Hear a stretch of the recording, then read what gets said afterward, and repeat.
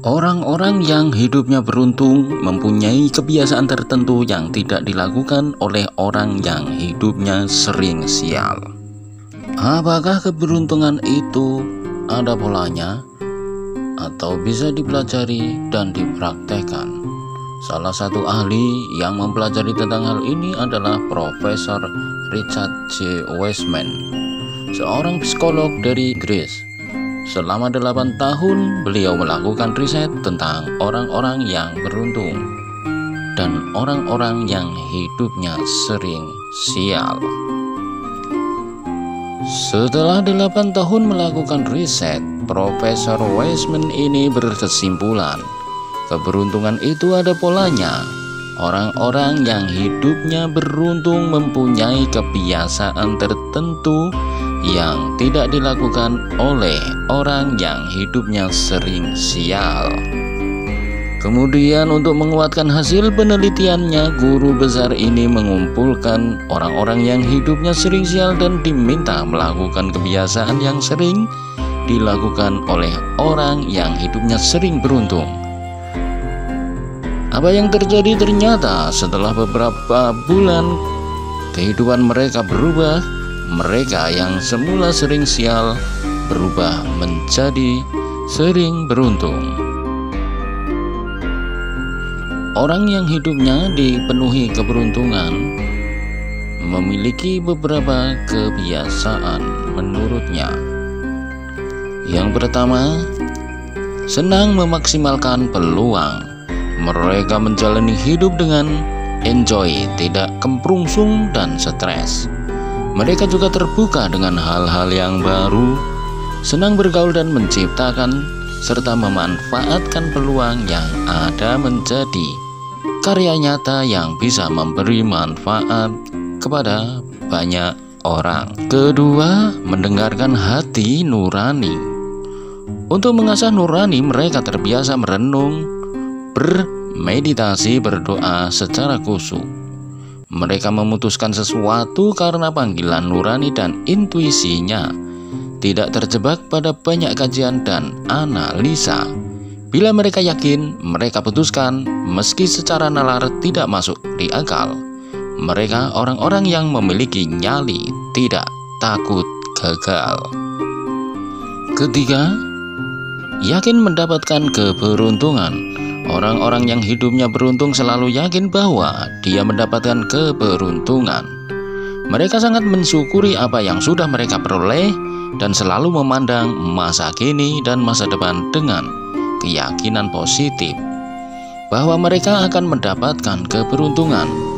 Dunia dipenuhi keberlimpahan sehingga tidak perlu merasa gelisah dan khawatir. Keempat, mereka yakin di balik kesialan ada keberuntungan. Mereka selalu melihat ada hikmah di balik penderitaan, musibah, dan kesialan. Selalu ada pelajaran positif yang bisa diambil dari setiap kejadian, termasuk kesialan sekalipun. Bahkan mereka sangat yakin di balik satu kesialan terdapat banyak keberuntungan yang bisa mereka dapatkan. Juga penelitian dari Wiseman melakukan penelitian soal orang yang beruntung dan tidak beruntung ini sejak sekitar 10 tahun silam. Ia mengumpulkan data 400 orang, separuh menyatakan selalu beruntung dan separuhnya lagi menyatakan selalu sial. Psikolog ini ingin meneliti mengapa orang selalu beruntung mendapatkan terobosan, berada di tempat yang tepat, di waktu yang tepat pula. Setelah melakukan banyak percobaan, saya percaya bahwa sekarang saya memahami mengapa orang lebih beruntung dibandingkan yang lain. Ungkapnya seperti yang ia tulis dalam koran Telegraph dari Inggris.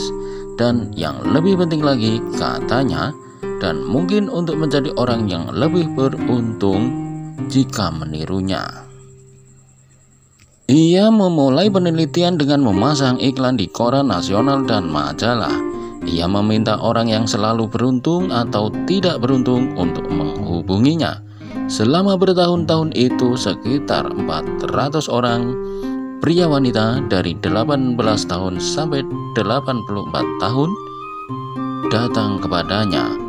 Orang beruntung itu misalnya Jessica, ilmuwan forensik berusia 42 tahun.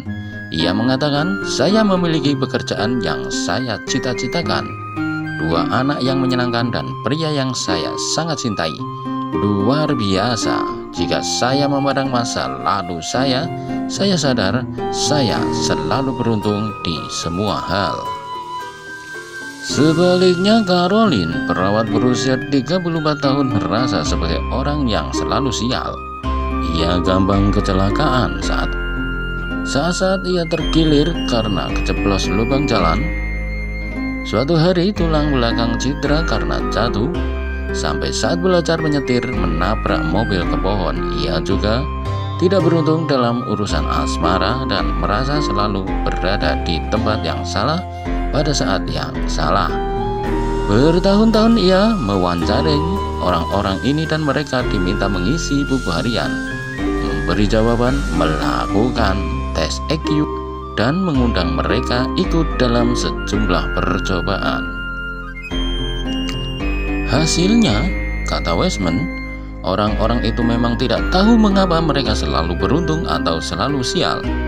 Tapi kata Weisman, pikiran dan perilaku mereka yang menyebabkan keberuntungan atau ketidakberuntungan itu. Misalnya saja, bagaimana orang yang selalu beruntung selalu bisa melihat peluang, sedangkan orang yang sial tidak pernah bisa melihat peluang. Weisman melakukan percobaan sederhana untuk melihat bagaimana orang bisa melihat peluang atau tidak. Weisman memberi orang yang beruntung dan tidak beruntung sebuah surat kabar. Ia meminta orang-orang itu menghitung jumlah foto di dalam koran itu. Rata-rata orang yang tidak beruntung membutuhkan 2 menit untuk menghitung foto, tapi orang yang beruntung hanya butuh 1 atau 2 detik. Tahukah penyebab perbedaan ini?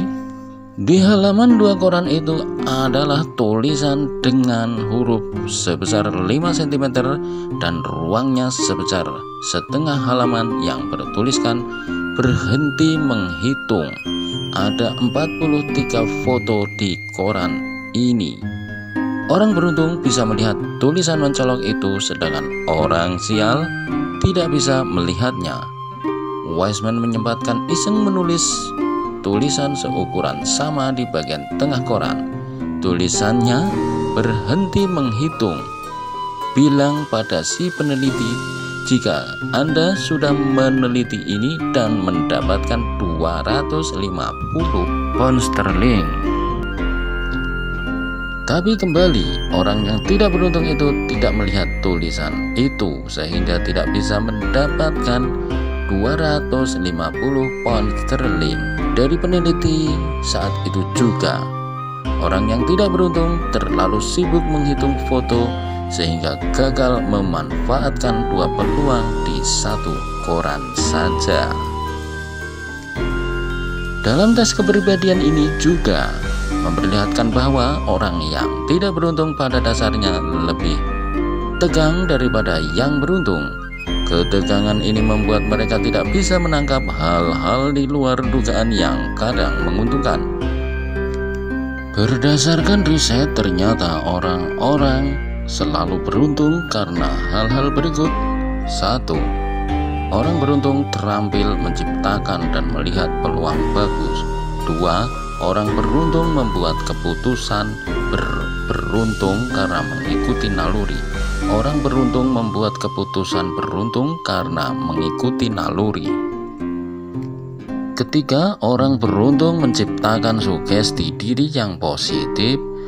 4. Orang beruntung cenderung bersikap tabah sehingga nasib sial berubah menjadi baik. 5. Orang beruntung menelaah pilihan hidup secara rasional sekaligus merasakannya tidak hanya di sisi rasional semata. Sisi perasaan ini menjadi alarm dan membuat orang berhati-hati mengambil keputusan. 6. Orang beruntung selalu mencoba hal baru. Berbeda dengan orang yang tidak beruntung yang selalu melakukan hal rutin. Orang yang tidak beruntung selalu berangkat dan pulang kerja dengan rute sama. Begitu pula dengan saat pergi ke pesta misalnya. Orang yang beruntung dengan riang mengajak mengobrol orang dengan baju warna sama misalnya. Sedangkan yang tidak beruntung hanya mengobrol dengan orang yang sudah dikenal. Akibatnya ia banyak kehilangan kesempatan yang mungkin membawa keberuntungan. Ketujuh, orang beruntung cenderung melihat sisi positif jika ada masalah. Jika terjatuh dan kesleo misalnya, masih bersyukur karena tidak patah kaki. Demikianlah, semoga berguna.